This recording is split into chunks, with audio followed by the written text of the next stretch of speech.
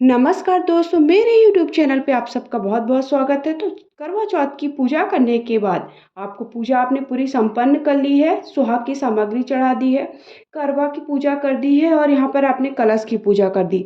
इसके बाद आपको चौथ माता की कथा सुननी होती है। तो मैं चौथ माता की 4 कहानी आप सबके लिए लेकर के आई हूँ। वीडियो थोड़ा भी पसंद आता तो लाइक शेयर करें और चैनल को सब्सक्राइब करें। कमेंट बॉक्स में जाकर के जय माता रानी या जय करवा चौथ माता अवश्य लिखिएगा। करवा चौथ मैया की जय हो। तो हाथ में थोड़ा सा आप गेहूं के दाने ले लीजिए इस तरह से, फिर आप कथा सुनना प्रारंभ करिए। तो पहली कहानी है, एक साहूकार की 7 बेटे और एक बेटी थी। सातों भाई तथा बहन नित्य एक साथ प्रेम से भोजन किया करते। बहन का विवाह होने के बाद भाई भोजन करते समय बहन को याद करते और फिर अनमने से भोजन किया करते।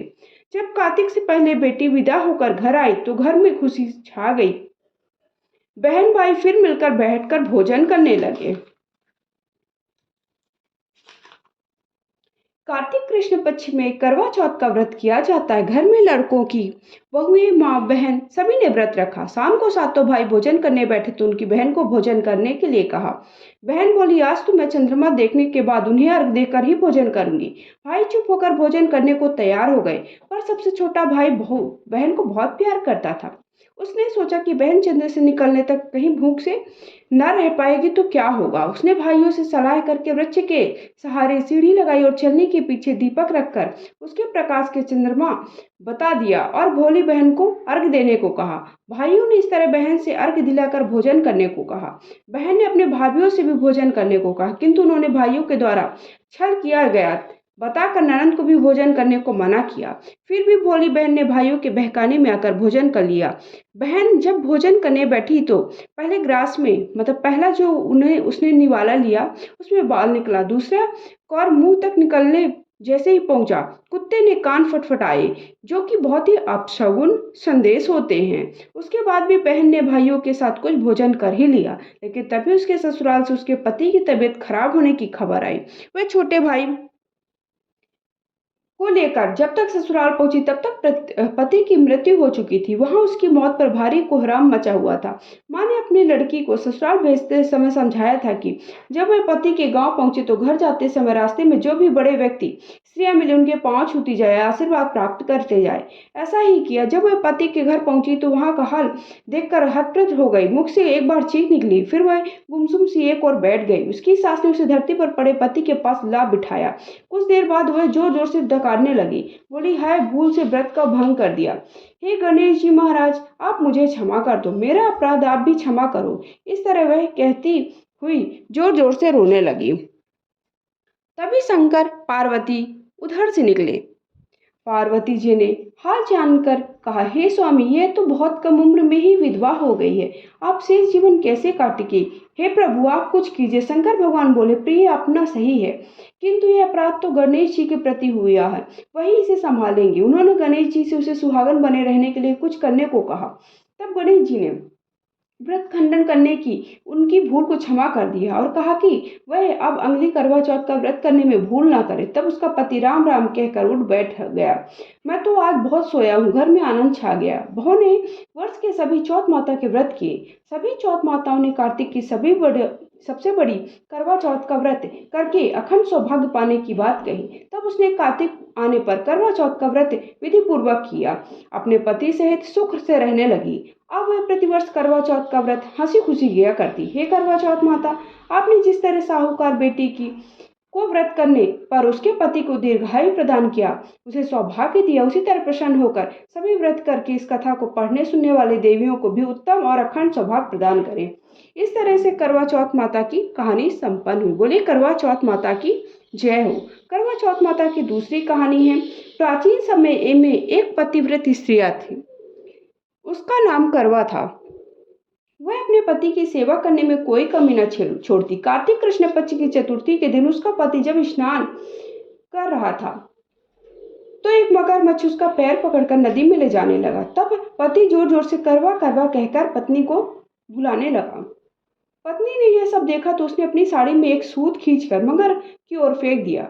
वह सूत सब के धागे में बंद कर पति की ओर आगे नहीं ले जा सका। करवा ने फिर धर्मराज को पुकारा। उस पतिव्रता की पुकार पर धर्मराज वहां उपस्थित हुए। बोले, हे पतिव्रते, कहो क्या कहना चाहती हो। करवा बोली, महाराज आप धर्मराज कहते हो और अधर्म हो रहा है। देखो मेरा पति नदी स्नान कर रहा था, इस मगरमच्छ ने उन्हें पकड़ लिया है। आप उसे मारकर मेरे पति को बचाएं।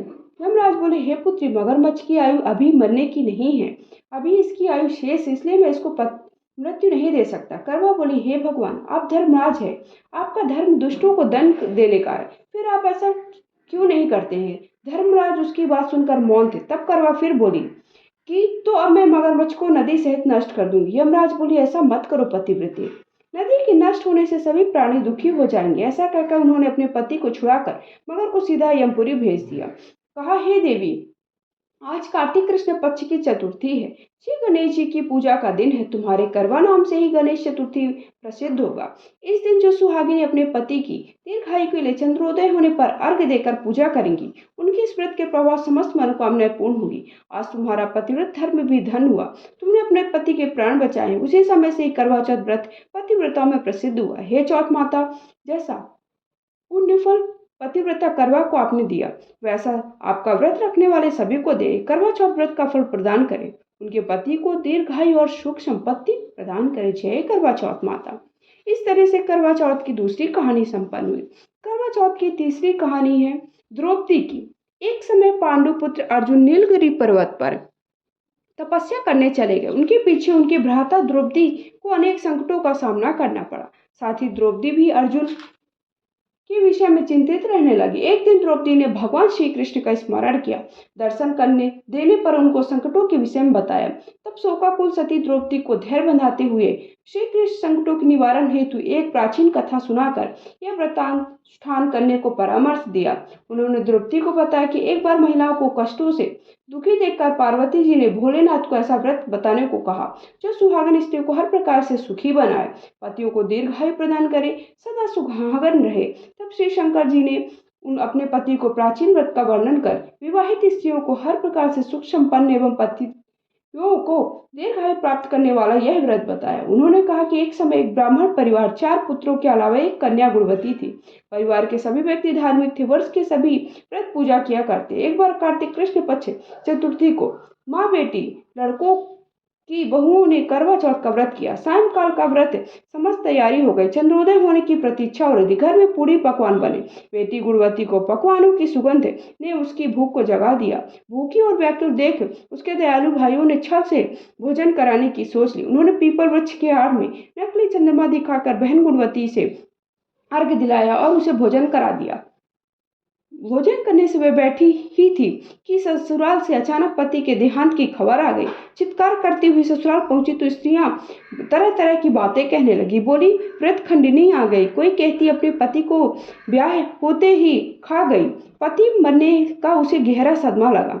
दूसरी स्त्रियों की ऐसी तीखी बातों से उसका मन बहुत ही दुखी हो गया। वह धरती पर पछाड़ कर रोने लगी। हाय, मैं सचमुच ही राक्षस हूँ, पति को खा गई, सचमुच ही राक्षस हूँ, ऐसे वह बार बार कहने लगी।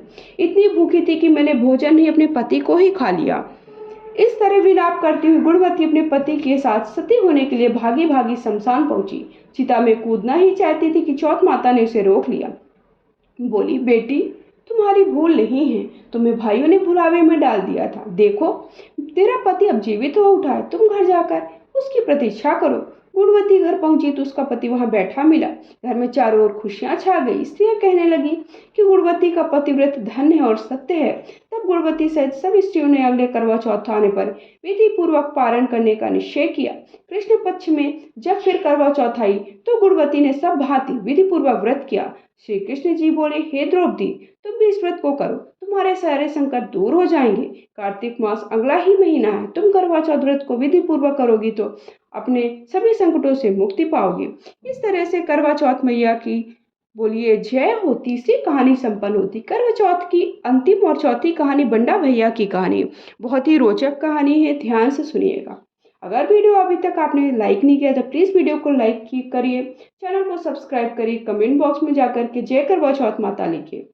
एक बड़े परिवार में 7 बेटों की बहुएं थी। 6 बहुओं के पीहर वाले धनी थे, भरे पूरे परिवार के थे। छोटी 7वीं बहू के परिवार में कोई ना था, वह बहुत गरीब थी। इसी कारण 6 बहुओं के पीहर से कुछ ना कुछ आता रहता। उसके पश्चात उसके भाई जब बहुत सारा धन लाते। इस तरह परिवार में उन 6 बहुओं को बड़ा मान सम्मान होता। छोटी बहू घर का सारा काम काज करती, तभी उसकी बुराई करते रहते लोग। प्यार उसके ससुर और सास भी नहीं उसे करते थे, खरी खोटी सुनाते रहते। एक दिन छोटी बहू घर से अकेली निकल पड़ी। विजयमान जंगल में जाकर जोर जोर से रोने लगी। आज करवा चौथ का व्रत का दिन था। उसकी जेठानियों के घर से करवा चौथ व्रत के लिए उनके भाई करवा और अन्य सौभाग्य की सामग्री की पिटारी लेकर आए थे। छोटी बहू के घर में कौन था जो उसके लिए लाता। इसी से दुखी होकर जंगल में रोती हुई चलने लगी। एक नाग उसके रोने की आवाज सुना, बिल में से निकलकर उसके सामने आया। मनुष्यों की बोली में पूछने लगा, बहन तुम क्यों रो रही हो? आज तो करवा चौथ का व्रत है, हंसी खुशी व्रत करो। छोटी बहू पहले तो नाग को देखकर डर गई, फिर साहस कर कर बोली, आज करवा चौथ का व्रत का दिन है। सब बहुओं के भाई आज करवा और बहुत सारा सामान लेकर आए हैं। मेरे पीहर में कोई नहीं है जो कि करवा और सामान ला सके। काश मेरा भी कोई भाई होता जो मेरे लिए करवा लाता। यह सुन नाग को दया आ गई और बोली, बेटी तुम अपने घर जाओ, शायद तुम्हारा कोई मुंह बोला भाई करवा लेकर आए। यह सुन छोटी बहू घर आकर संतोष से कामों में लग गई। कुछ देर बाद एक मनुष्य आया और छोटी बहू की सास से बोला, मैं तुम्हारी छोटी बहू का भाई हूँ, बचपन में ही बाहर जाकर रहने लगा, अब घर आया हूँ। आज करवा चौथ है, इसके लिए करवा और सुहाग पिटारी कपड़ा लाया हूँ। सास ससुर सभी बहुओं के लाए हुए बहुमूल्य सामानों को आंख फाड़ फाड़ कर, छोटी बहू का जो सामान आया था बहुत सारा था, वो देखकर आंख बिल्कुल सब हतप्रत रह गए। इतना सामान, इतना बेशकीमती। छोटी बहू ने प्रसन्न होकर अपने भाई का सत्कार किया। सास ससुर ने उसको प्रेम से भोजन कराकर विश्राम करने को कहा।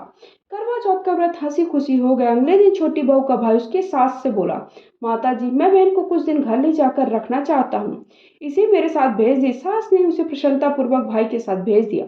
मनुष्य रूप में नाग नागों का राजा था। वह उसे ससुराल से अपने महल में ले जाकर बोला, बहन तुम जितने दिन तुम्हारा मन करे रहो, खुशी खुशी रहो, ये अपनी इच्छा अनुसार खाओ पियो, सब काम करो, महल में जहां मर्जी घूमो, पर एक बात का ध्यान रखना, ये नान मत उठाना।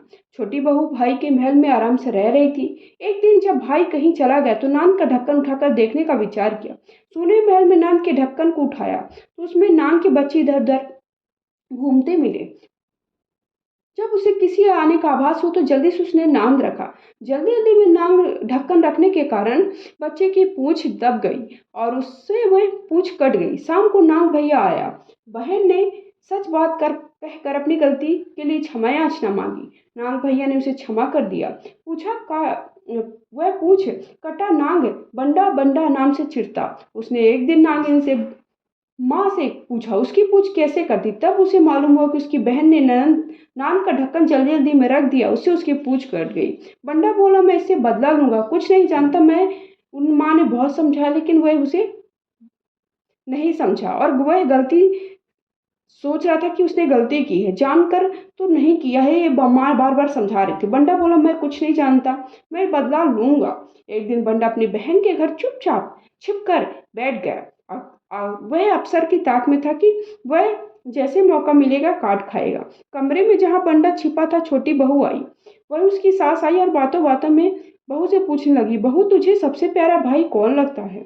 बहू ने तुरंत प्रसन्न होकर कहा, माता जी मुझे तो बंडा भैया सबसे प्यारे लगते हैं। बंडा यह बात सुन रहा था। वह सोचने लगा, मुझे धिक्कार है, मैं अपनी बहन को जानबूझकर काटने आया हूँ। वहां से चुपचाप लौटने लगा। तभी उसे याद आया कि कल करवा चौथ का व्रत है। उसने वहां से लौटते हुए एक करवा और अन्य ढेर सारा सामान इकट्ठा कर लिया और अपनी बहन के घर लेकर पहुंचा। बहन और उसकी सास ने बहुत सारा प्यार दिया, सत्कार किया।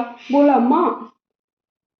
जब वह घर पहुंचा तो माँ ने पूछा, क्या तुमने अपनी बहन से बदला ले लिया? बंडा बोला, माँ वह तो मुझे सबसे ज्यादा प्यार करती है, ऐसे बहन से कोई कैसे बदला ले सकता है। अब तो बंडा अपनी बहन के घर हर करवा चौथ पर करवा सामान लेकर जाने लगा। सब लोग भाई बहन के प्यार से बहुत खुश हुए। हे करवा चौथ माता, तुमने जैसे छोटी बहू के दुख दूर किए, उसके सुख के दिन लाए दुख के दिन फेर करके, वैसे आप अपनी जो भी व्रत रखती हूँ उन माता बहनों के दुखों को दूर करें, सुहागन उनका सुहाग अक्षय करें, उनको सब प्रकार की संतानों सहित सुख संपत्ति प्रदान करे। जय करवा चौथ माता, जय माता रानी, जय शंकर भोले महाराज, ओम नमः शिवाय। तो इस तरह से करवा चौथ की 4 कहानियाँ मैंने पूरी की हैं। तो आप सबको बहुत ही सबसे जो अंतिम कहानी है वो बहुत ही रोचक थी, थोड़ा-सा मेरी आँख भर आई थी बोलते-बोलते, क्योंकि इतनी ऐसी कहानियों में थोड़ा भावुक हो जाता है इंसान। तो अब इसके बाद आपको करवा चौथ माता की आरती है इसी पर, तो आरती कर लेनी है। और उसके बाद आपको देखिए आरती इसलिए करनी ज़रूरी होती है क्योंकि हमारा दीपक बहुत देर तक नहीं चलेगा, कुछ समय के बाद दीपक बुझ जाएगा। और अगर हम चंद्र देवता का अर्घ देने के लिए इंतज़ार करते रहेंगे तो हमारा दीपक बुझ जाएगा। इसलिए हमें पहले आपको आरती कर लेनी है, यहाँ की पूजा संपन्न कर लेनी है। उसके बाद आपको वहाँ पर चंद्र भगवान को अर्घ देना और पति का पूजन करना है। धन्यवाद आप सबका।